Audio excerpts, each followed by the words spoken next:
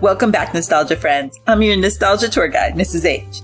Let's take a walk down memory lane and look at some things from the 1940s that aren't used anymore. Even though we don't use these things every day anymore, they still have a special place in the hearts of people who grew up in that time. We'll start with typewriters. Before computers, the most common way to write and print documents was on a typewriter. Every office, school, and home had at least one of these machines. They had a QWERTY keyboard layout and required the user to hit each key with precision to produce words on a sheet of paper. Have you ever used a typewriter? Let me know in the comments. Then there are records made of vinyl. People used to listen to music on vinyl records, long before there was Spotify or all those streaming services. These round vinyl records were played on a record player.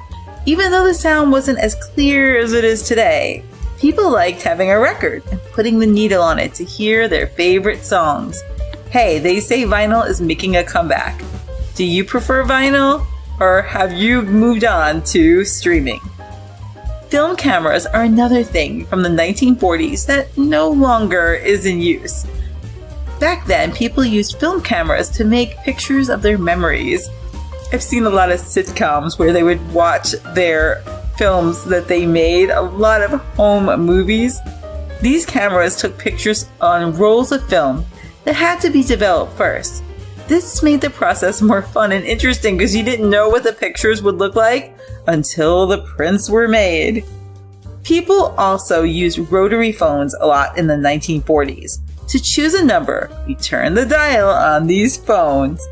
When dialing a number, you had to be patient and precise, but the sound of the rotary dial spinning and clicking was music to your ears. Have you ever used a rotary phone? I grew up with them. Let me know in the comments. Another common thing in the 1940s was the Hoover tube radio.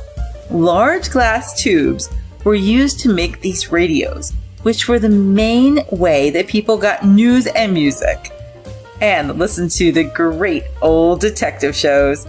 They had a warm, unique sound that a lot of people still like today. Did you ever have a Hoover tube radio? Let me know in the comments. Last but not least, we had heating systems that used coal.